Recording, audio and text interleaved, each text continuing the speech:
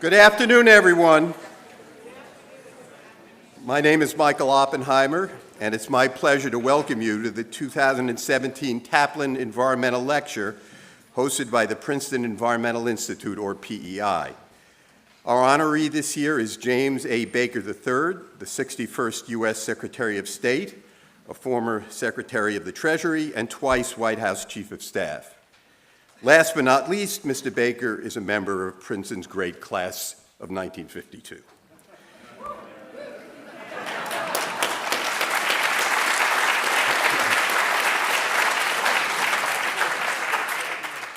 Before we get to our distinguished guest, as a PEI faculty member, I'd like to share a few reflections on the Taplin Lecture and tell you about the legacy of its benefactor, Frank E. Taplin, Jr., a graduate of Princeton's class of 1937 and a Rhodes Scholar. Born in Cleveland in 1915, Frank was heir to a fortune built on the North American Coal Corporation, still today one of the largest U.S. coal producers. In 1913, Frank's father, Frank E. Taplin Sr., a former office boy for John D. Rockefeller at Standard Oil Company, founded the North American forerunner of this company, the Cleveland and Western Coal Company. Long before the scions of John D. Rockefeller turned against fossil fuels, and Secretary of State Rex Tillerson, former head of ExxonMobil, became a chief advocate within the Trump administration for the U.S. remaining in the Paris Agreement, Frank Taplin Jr. began focusing his coal-based inheritance on efforts to resolve the climate change dilemma. I'll have a little more to say about that in a moment. At first, Frank used his fortune to establish himself as a committed patron to the arts. Frank was a trustee of the Lincoln Center for the Performing Arts in New York and president of the Metropolitan Opera from 1977 to 1984. He worked tirelessly to shore up the finances of these venerable institutions, as well as those of numerous other organizations in his native Cleveland. Then in the late 1980s, he had what he referred to as an epiphany, realizing that environmental issues, particularly climate change, presented an urgent challenge. For the rest of his life, he and his wife, Peggy, worked to educate people about these issues. Frank became a supporter of the Princeton Environmental Institute from day one in 1994, chairing its advisory committee early on. His counsel and financial support were crucial in getting PEI off to a good start. I came to know Frank when I worked at the Environmental Defense Fund previous to my coming to Princeton, where he was a trustee for many years and a strong supporter of my work on climate change. Frank was serious and focused when discussing this issue, but in the off hours around the EDF board meetings, he loved to kick back, get everyone to relax from the otherwise serious business of defending the environment by playing piano and leading the other trustees in singing show tunes. And I tell you, Frank was a much better piano player than the trustees were at singing. His vision for the Taplin Environmental Lecture Series, which he established in 1997, was to provide a forum for leaders from industry, academia, government, and the nonprofit sector to inform and engage the public on the most pressing environmental issues. The list of former Taplin honorees appears on the back of your program and attests to the success of Frank's vision. There is no greater need for such collaboration than on the issue of climate change, and that makes Secretary Baker an especially appropriate choice to deliver the Taplin Lecture. Here to introduce Secretary Baker is Chris Ice Gruber, who has served as the university's 20th president since July 2013. A graduate of Princeton's class, nope, wait, Chris, just a second. We got more to say. A graduate of Princeton's class of 1983, President Ice Gruber is one of the world's best-known constitutional scholars. He led Princeton's program in law and public affairs for 3 years before becoming provost in 2004. His books include The Next Justice, Repairing the Supreme Court Appointments, Religious Freedom and the Constitution, and Constitutional Self-Government. Join me in welcoming Chris Ice Gruber.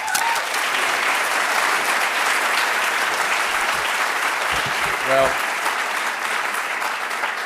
it's my pleasure now and my great privilege to introduce our distinguished speaker this afternoon, the Honorable James A. Baker III of the great Princeton class of 1952. Since his graduation from Princeton, James Baker has truly helped to define what it means to be in the nation's service.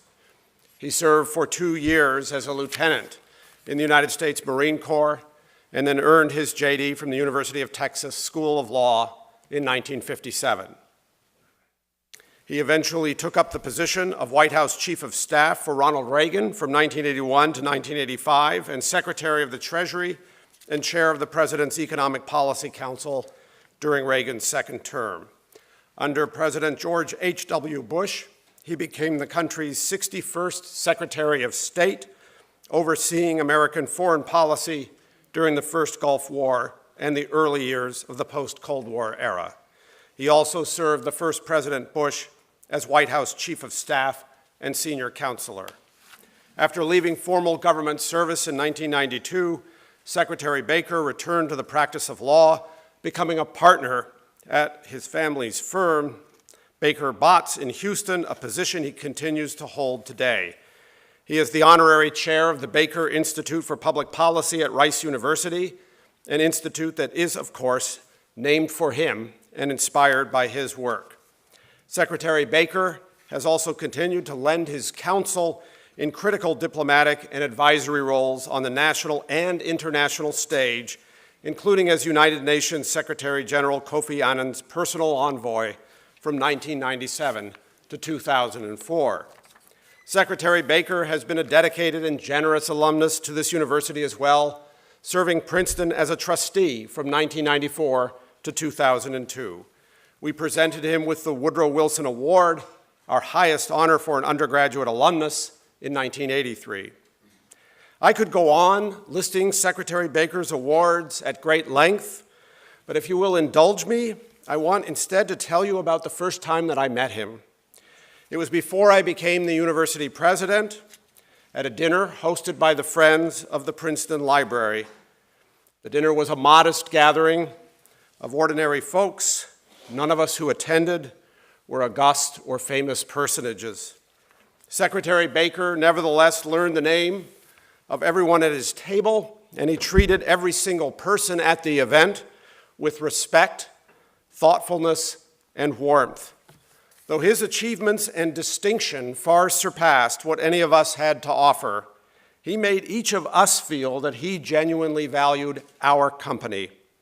Such humane decency is all too rare among great leaders, and it is a large part of why I so admire Jim Baker of Princeton's class of 1952.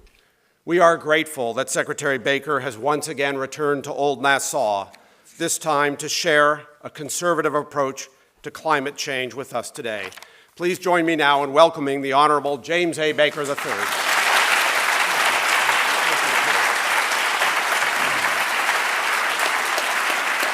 Thank you. Thank you very much. Thank you all. Thank you, ladies and gentlemen. Thank you, Mr. President. I like to call people Mr. President. I spent 12 years doing that, and it seems natural. Thank you, Mr. President, for that generous introduction. Some of my fondest memories have to do, ladies and gentlemen, with the time I spent on this beautiful campus, as this university prepared me so well for the life that followed. I'm coming back to my 65th reunion next month. It's hard for me to believe, and it's hard for my roommates to believe too. But they're still hanging on, and we're all four going to be here, and we're looking forward to it. I was telling somebody the other day that I'm playing in the fourth quarter. Somebody said to me, he said, you know, we're playing in the fourth quarter. I said, no, we're not. We're playing in overtime. And when you get to be 87 years old, you are playing in overtime. But anyway, I'm delighted to be here. What Woodrow Wilson said about this school more than a century ago, I think, was just as true as when I graduated in 1952. Princeton, Wilson remarked, is no longer a thing for Princeton men to please themselves with. Princeton is a thing with which Princeton men must satisfy the country. I hope and I believe that Wilson's admonition holds true today for the men and women who attend this university. Now, I've been asked to speak to you today about a proposal that we have come up with as a blueprint to counter the threat of global climate change, a proposal I recently made with two fellow Princeton graduates, former Secretary of State George Shultz and former Chairman of the Council of Economic Advisors for George W. Bush, Gregory Mankiw, and other conservatives such as former Treasury Secretary Hank Paulson, who is, of course, a Dartmouth grad, and former Chairman of the President's Council of Economic Advisors, Martin Feldstein, a Harvard grad. We'll have to give them dispensations, but we still are glad they signed on. This is a conservative plan, ladies and gentlemen, that most economists believe would be an effective approach to reducing carbon emissions that may be causing our problem. At the same time, it would remove the yoke of federal regulations from industries that help power America's economy. Before I go into any detail about the proposal, let me give you a few words about the evolution of my thinking on the subject of climate change. In 2004, you got to realize now, I'm a conservative Republican from Texas. And I know I'm here in the lion's den.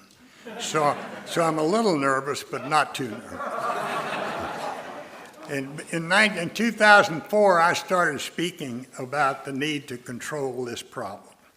I told audiences then that I wasn't a scientist and that I didn't understand the science of climate change. I still don't understand the science of climate change. And I continue to have some doubts about exactly what effect man-made emissions are having on the climate. Nevertheless, I did take notice 13 years ago when the CEOs of oil giants BP and Royal Dutch Shell started saying that the threat was real. And so it made sense to me back then that the nations that emit the most carbon into the atmosphere should come together and should try to find a solution. After all, I said, we have a duty to safely shepherd a clean environment for future generations. But as we all know, finding that solution has been fraught with problems. With apologies, Professor Oppenheimer, to you, the Kyoto Protocol was a non-starter for the United States. The major defect of that agreement, in our view, and the reason George H.W. Bush, in my view, rightly refused to agree to it, was that the big greenhouse gas emitters, such as China, India, Brazil, and Indonesia, were excluded from that international treaty. It didn't make sense to me to strap the American economy with the burden of cleaning the air when doing so here would only have a marginal effect on the global economy. Meanwhile, there have been other setbacks since that happened. Carbon trading has not worked particularly well in Europe. There are concerns that the 2016 Paris Agreement lacks teeth because of skepticism that China and India will underdeliver on the international goal of reducing greenhouse gases. And here in the United States, President Donald Trump is rolling back the Clean Power Plan, keeping his campaign vow to undo the Obama administration's over-reliance on government regulations to reduce carbon emissions. So here we are in search of an insurance policy or a safety net that will be required if the concerns of many climate scientists do turn out to be correct.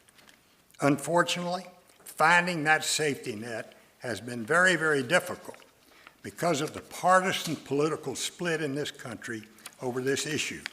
There may be no more divisive political issue in our polity in this country. According to a recent Gallup poll, 84% of Democrats worry either a great deal or a fair amount, about global warming. And about the same number of Democrats believe that the problem is caused by man. On the other side of the aisle, less than half that number of Republicans, or about 40%, worry about global warming or believe that man is the cause of it. As with so many other challenges confronting our country today, this hyper-partisan divide is keeping us from finding a way forward.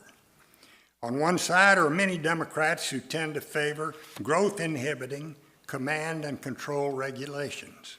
On the other side are many Republicans who have forfeited the policy initiatives to those very Democrats by simply denying the science or in just looking the other way about the problem.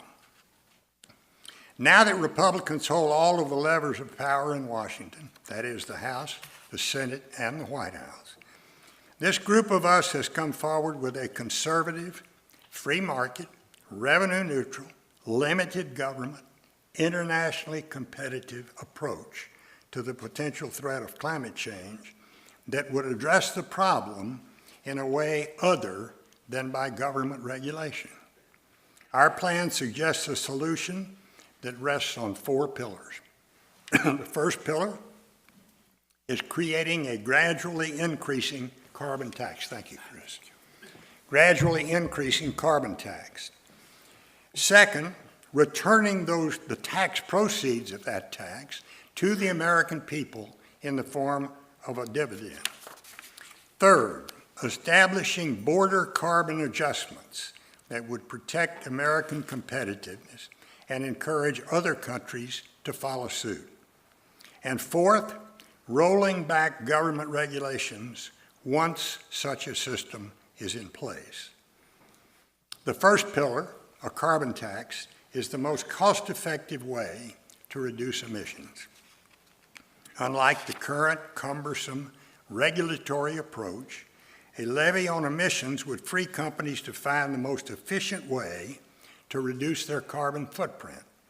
A sensibly priced, gradually rising tax would send a powerful market signal to businesses that want certainty when planning for the future. A carbon dividend payment, which is the second pillar of our proposal, would have the tax proceeds distributed to the American people on a quarterly basis. This way, the revenue-neutral tax would benefit working families rather than bloat government spending or grow the government. A $40 per ton carbon tax would provide a family of 4 with roughly $2,000 in carbon dividends in the first year, an amount that could grow over time as the carbon tax rate increased. A carbon dividend policy could spur larger reductions in greenhouse gas emissions, frankly, than all of President Obama's climate policies. At the same time, our plan would strengthen the economy, it would help working-class Americans, and it would promote national security, all while reducing regulations and shrinking the size of government. The third pillar is a border adjustment for carbon content. When American companies export to countries without comparable carbon pricing systems, they would receive rebates on the carbon taxes that they've paid. Imports from such countries, meanwhile, would face fees on the carbon content of their products. Proceeds from such fees would also be returned to the American people through carbon dividends. Pioneering such a system would put America in the driver's seat, our country in the driver's seat of global climate change policy. It would also promote American competitiveness by penalizing countries whose lack of carbon reduction policies would otherwise give them an unfair trade advantage. The eventual elimination of regulations, no longer necessary after the enactment of a carbon tax, would constitute the fourth and final pillar of our proposal.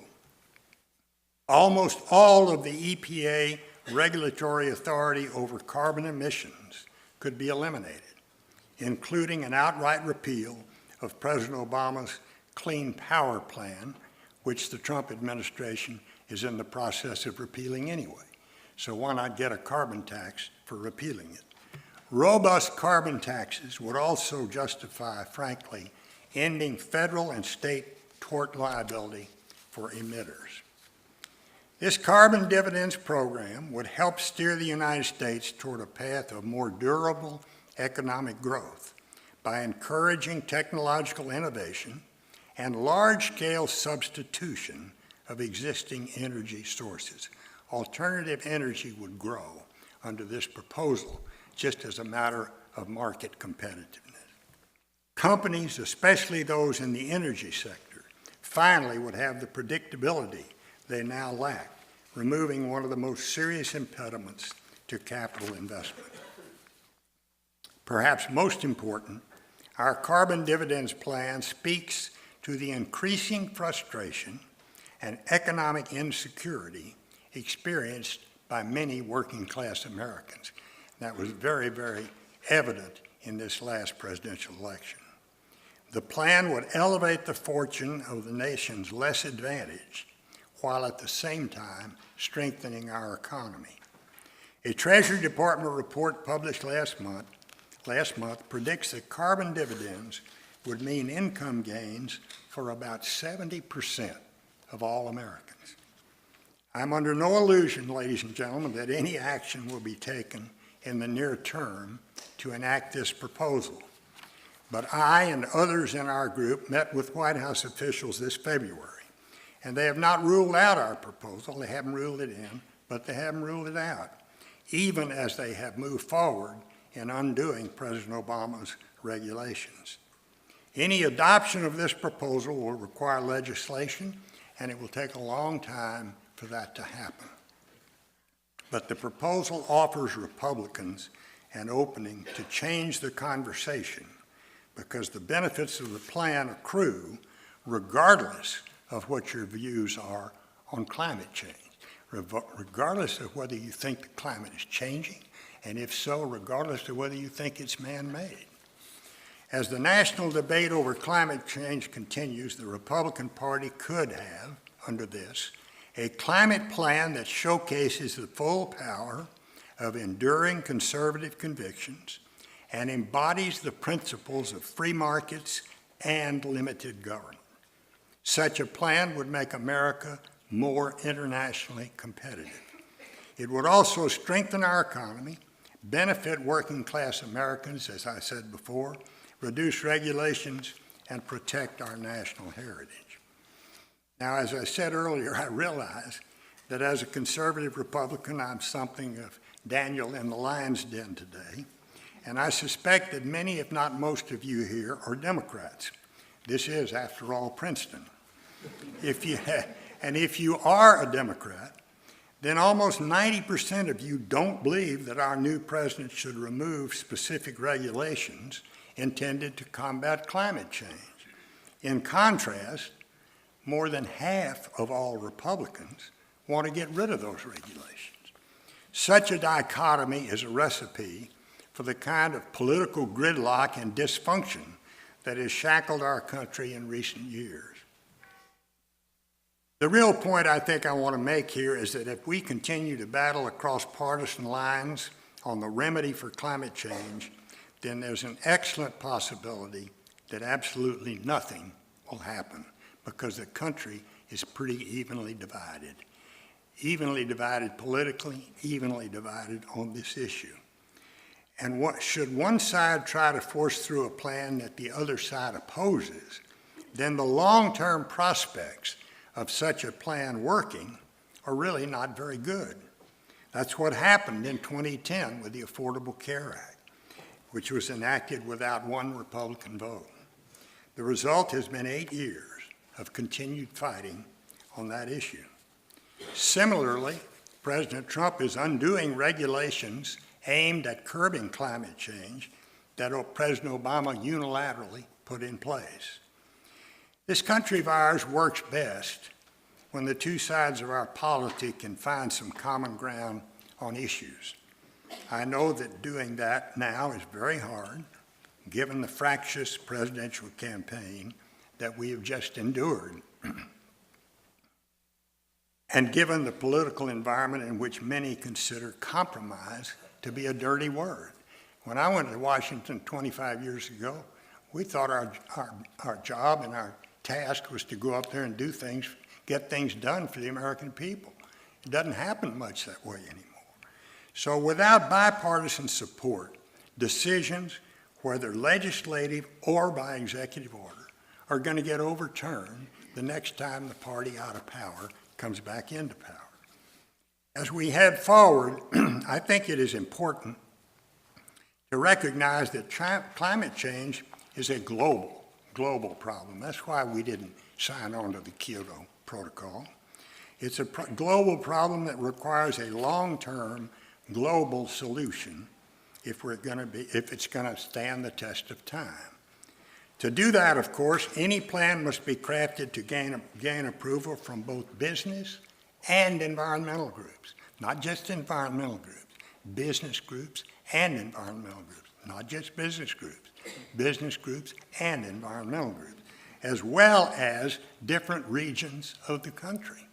Flyover America has to be partially, at least, interested in this. I mean, this is what we find ourselves facing now in this climate debate. And on that point, let me quickly add, any plan, including ours, really needs to recognize, we haven't incorporated this in our plan yet, but we need to recognize the importance of coal in our energy mix and provide opportunity for the development of technology to sequester carbon from that fuel. I say that as a political matter because there are a lot of coal states out there, and there are a lot of votes in those coal states. So it can't be, we got to eliminate all the coal industry. We got to find a way to sequester some of that carbon as we move into this sort of a program. We probably really need to consider something like trade adjustment assistance. You know, when we make a trade deal that hurts a particular segment of our industry or labor, we come forward with trade adjustment assistance. We need to do something like that to assist the transition in coal country. Now, ladies and gentlemen, let me close by saying that this climate plan that George Shultz and I and others have proposed, I think represents a reasonable, middle ground, good insurance policy against the risks of climate change. Many of the nation's major energy providers support the notion of a carbon tax, including Exxon, BP, Shell, Duke, PG&E, Exelon, BTE, and Calpine. Rather than suffer the brunt of onerous regulations, they believe that the free market approach is the best approach. Support also comes from other industry leaders, including Rob Walton, the retired chairman of Walmart, the world's largest retailer and private sector employer.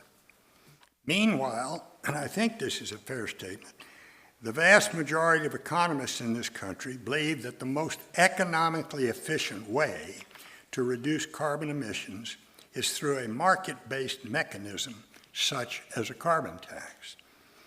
Princeton's own Paul Krugman has voiced support for a carbon tax. 3 years ago, he wrote that every economist he knew, quote, would start cheering wildly if Congress voted in a clean, across-the-board carbon tax. Well, ladies and gentlemen, I would submit to you and to Paul that our proposal is a clean, across-the-board carbon tax. But even more, it is a conservative, free market, internationally competitive proposal that doesn't grow the government. And it represents an insurance policy that can be supported without our having to resolve once and for all who's right and who's wrong in the climate change debate. So thank you very much. I'd be delighted to try and respond to your questions, but let me give you a warning. I'm not a climate scientist, so if you want to get too far deep in the weeds on the proposal, I can talk to you about it generally speaking. I'm happy to take questions on foreign policy or politics if you want to talk politics. Thank you.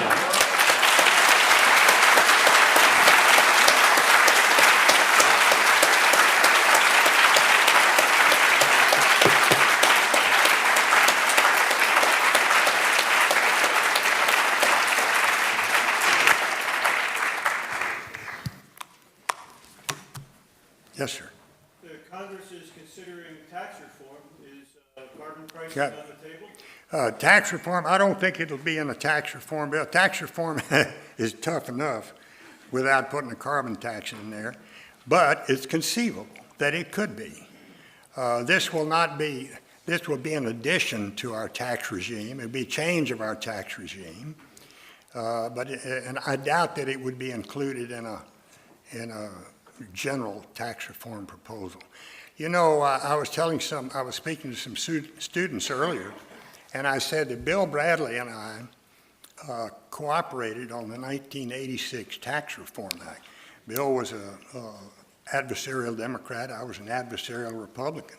We came together with others in the Congress, in the Senate, in the White House, including Ronald Reagan, and we came up with a fundamental reform of America's tax system. The first time it had happened in 100 years and the last time it's happened. It's not an easy thing to do. One thing I'm quite sure of, when they tell you in Washington that this is going to happen by the end of the year, I got a bridge in Florida I want to see.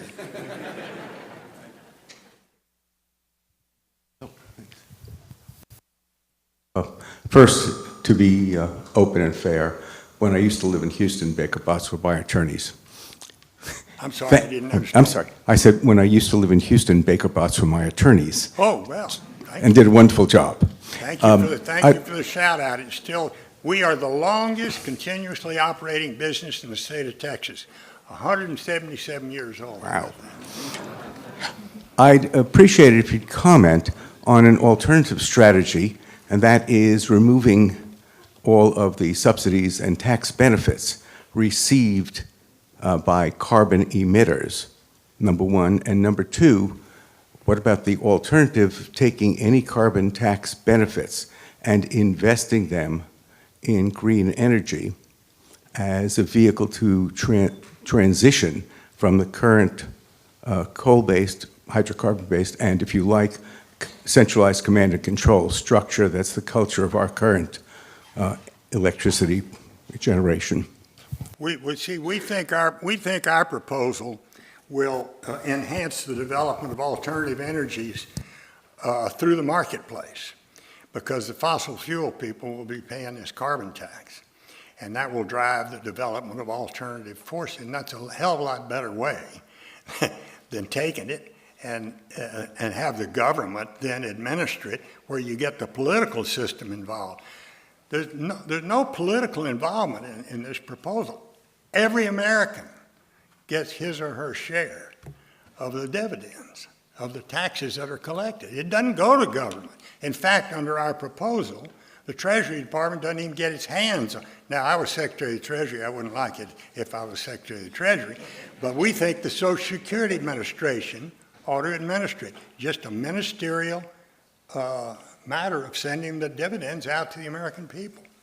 So we think the market is a better way for that to happen, and we think it would happen under this proposal.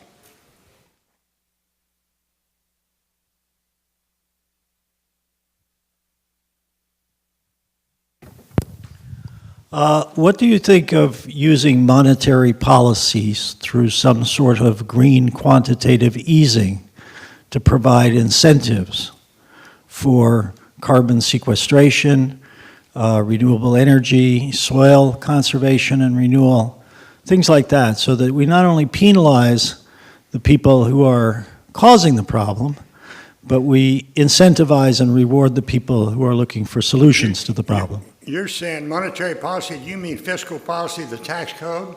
No, I mean green quantitative easing. You mean to have the Federal Reserve do this? Well, central banks all over the world could do this. Well, but how would they know who to ease and to what extent? They have a carbon producer here. The guy says, I'm going to cut my carbon back by such and such. How do you administer that? Right, I think we do have to measure it and evaluate it and assess it and approve it. But we have to do all these things. We have to draw down carbon from the atmosphere, not just prevent the release of more of it. And there are techniques for doing that. Paul Hawken just came out with a book called Drawdown, with 100 different ways of removing carbon from the atmosphere. Well, I do think it would be extraordinarily competitive for the central bank to try and do that with each carbon producer. Under this proposal, you get the carbon tax on anybody that creates a carbon footprint, and you give it back to the people. Very easy. Under your proposal, as I understand it, the Federal Reserve would have to say, okay, here's a carbon producer over here and one over here and one over here, and we're going to find a way to quantitatively ease their monetary policy, but not the rest of America's monetary policy? How would you do that? 501c3, and we have a proposal developed by an Australian hydrogeologist to do just that. So we'd love an opportunity to present it. It's called Global 4C, Complementary Currencies for Climate Change. But it's another approach. It's complementary to what you're recommending in the way that we see it, and also a market-driven approach. You know, that's a question you really ought to direct to another Princetonian that I worked very closely with, Paul Volcker, who was chairman of the Federal Reserve when I was Treasury Secretary. He's best equipped to answer that since he's chairman of the Fed. Another Houstonian here. Question about the second pillar. You mentioned national security tied to that. Could you elaborate on that? Well, I think the idea would be if we cut down our carbon footprint, we would probably not have as much of a need for the creation of carbon for national defense. That's all that means. Yeah. Hello, my name is Shannon. I'm sorry, I'm up here.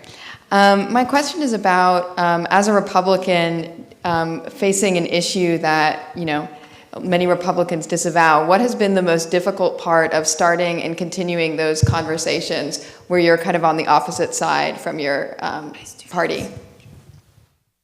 What's the most difficult part of starting a conversation with people on the opposite side of the party? Sorry, what's the most difficult part of starting the conversation with your fellow Republicans about engaging them in this carbon tax? Well, I haven't found anything difficult about it because when you have a proposal that's supported by 2 Republican secretaries of state and 3 Republican treasury secretaries and 2 Republican chairmen of the Council of Economic Advisors, generally speaking, Republicans would at least listen to you.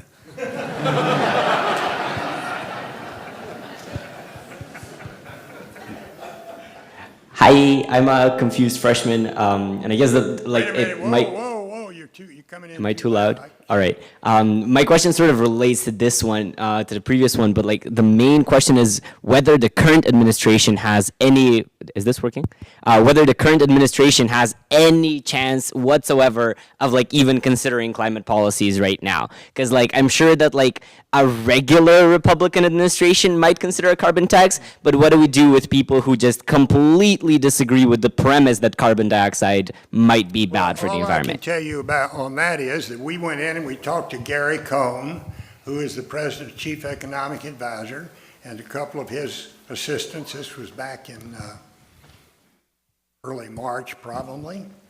We know they're taking a look at our proposal. We know there is indeed a very healthy debate within the White House about whether the United States should walk away from the Paris Agreement or not. That's climate change. That's very much the issue we're talking about. And you have 2 factions. One faction, you have Rex Tillerson, the Secretary of State, and Gary Cohn, the Chief Economic Advisor, and Jared Kushner, the President's son-in-law. And on the other side, you've got Steve Bannon, the Chief Strategist of the White House, and Scott Pruitt, who's chairman now or head now of the EPA. So they're debating it. President Trump just said yesterday or today he wants to wait until after the G20 meeting, I think, or G7 meeting that's coming up in a week or 2 before he makes a decision about whether to pull out of the Paris Agreement. So at least we have an administration that's at least talking about it and considering these things. And we know that there's some people in the White House that look favorably on this proposal. That's not to say that they're going to embrace it. And even if they did, they've got to get it through a Republican Congress, House and Senate. But we know they're talking about it. Is this how your free market would work? I heard this morning that the Middle East oil producers were reducing their output. Their goal was to raise prices. The American oil producers, shortly thereafter, proudly said, we are going to increase production of oil to make up for the deficit. Free market. Well, that's true. You stated what's happening. OPEC has tried to restrict their production. They have an agreement. Half the time they don't honor their own agreements. They're countries that disregard. But the agreement doesn't reach our oil producers. And our shale operators, particularly in my home state and elsewhere, are going full bore to increase production as fast as they can. So, what's the consequences? Well, if we had a carbon tax, there would be a disincentive on the part of American producers to produce so much, to increase the production. And if we were going to buy oil or gas from a foreign source and they didn't have a similar carbon regime, we'd hit them with a levy and rebate that to the American people.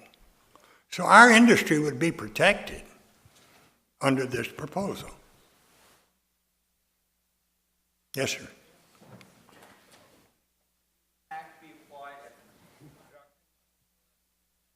Well, I don't know the answer to that. Whether you'd put it on at the, I think that tax, that border adjustment tax, would have to be applied at our border when the stuff comes in. And we would have to have ways to properly measure the carbon content of what's coming in. But if you're making a widget here in the United States, and we have a carbon tax, and you pay that tax, it's not fair for widgets coming in from Burkina Faso to compete with you, right? So we'd put a tax on their widgets. They don't make widgets in Burkina Faso.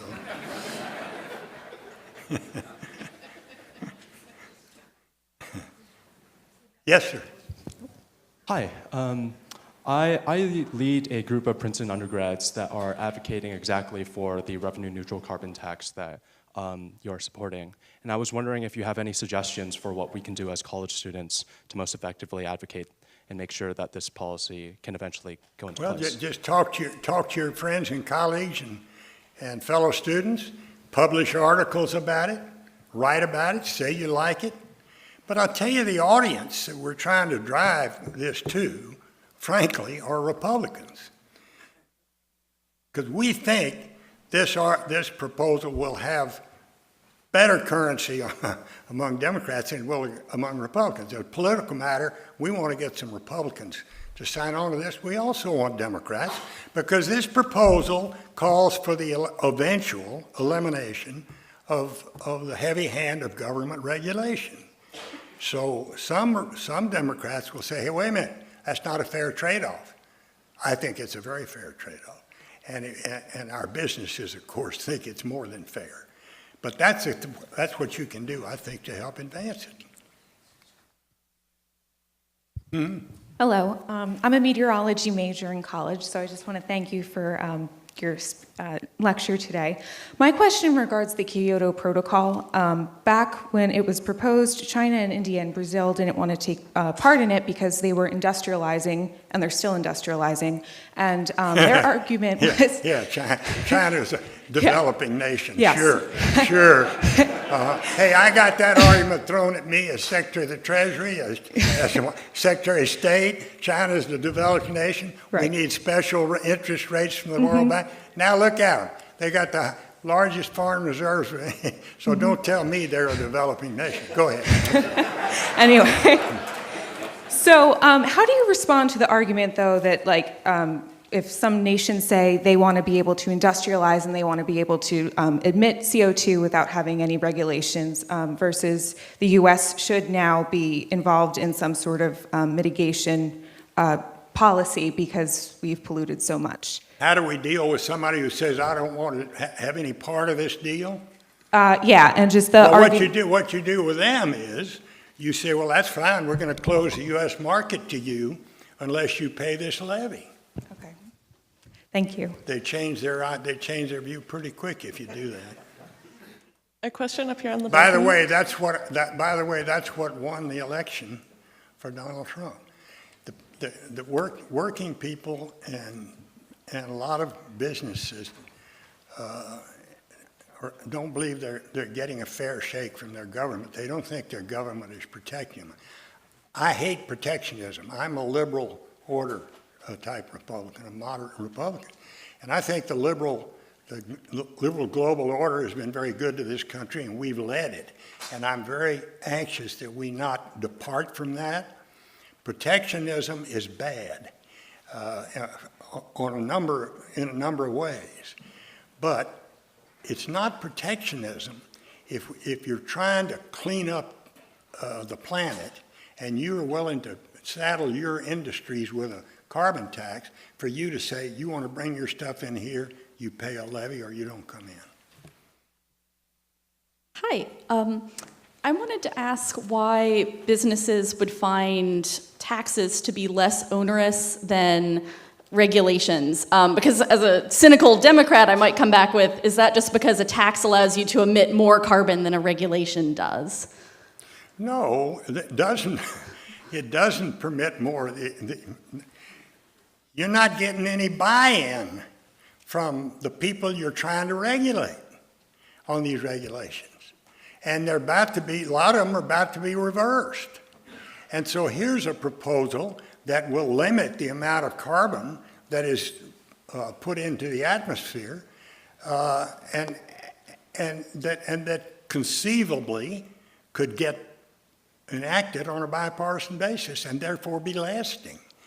I mean, when the EPA says to a power plant, you've got to produce, you've got 30%, 40% of your electricity has to be produced from wind, okay? How the hell is a company gonna comply with that? And so you got a real backlash on the Clean Power Plan, and it's not going to survive. It's not going to survive this past election. This is the kind of thing, once you put it in, there'll be benefits to all Americans and it'll be lasting. That's all I can tell you.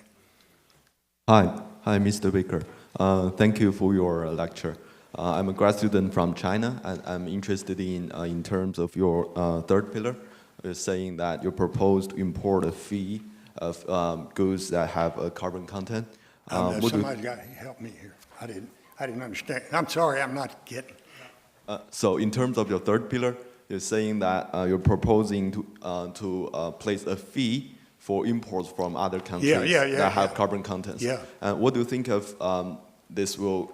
What do you think of the other countries' actions? Do you see this as a kickstart of a series of international agreement that other countries will follow this rule, will put similar fees? Well, if they want unrestricted access to our market, which is the biggest market in the world, then they'd have to go along. If they don't go along, then they don't go along. We don't take their products. So, and do you expect them to place a similar policy to place fees on American goods that have carbon contents in their countries? Well, if they have a carbon regime, yeah. But see, if we have a carbon regime and they have a carbon regime, then there's no disadvantage to either country. Okay. Neither country's products are disadvantaged. So this might be a kickstart of an international agreement. Well, it's going to have, well, yeah, carbon agreement. If it's done globally, that they would have to be an international agreement. Yeah, you bet. Okay, thank you so much. Mr. Secretary. Excuse me. Yeah, go ahead. There's something that puzzles me a little bit, and just as you say, you're not a scientist, forgive me, I'm not an economist, but if I understand your proposal, It's a little bit like what happens in Alaska, that families get a subsidy based on petroleum, that people get a check back because That's of- correct. It's almost, it's same concept. Okay, so as the market becomes more successful and carbon emissions are reduced, then that subsidy That would begin to will decline. It will decline. So the popularity of the program would also start to decline. People might actually resent the fact that emissions were declining and they were getting less money. I'm sorry. I'm sorry. That's the first time I've ever been in an environmental arena where someone has said, if carbon production declines, it's a bad thing. Well- Don't tell me that. Don't tell me that. This Well, thing. if the success of the program and the popularity of the program is based on... They're still going to get their dividends. They may be less, but you think they're not going to take their dividends? And by then you have the tax in place, and you'll be preventing that much carbon from coming into the atmosphere. I love So the carbon reductions, but I also want the program to be successful. Well, it would have been successful if that happens. If that happens, it would be successful because we'd be cutting down on the production of carbon. Thank you. Probably have time for one last question.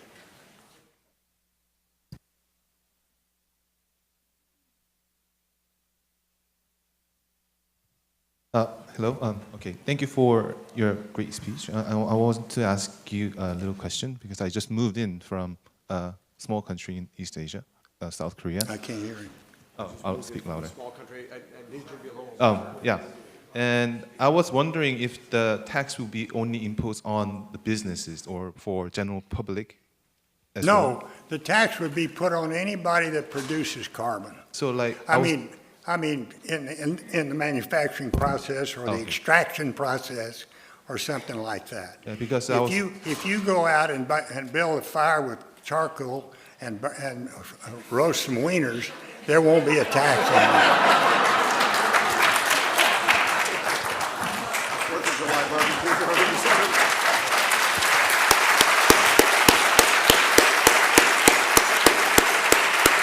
Secretary Baker, thank you so much for coming back to Princeton. We're delighted to have had you here.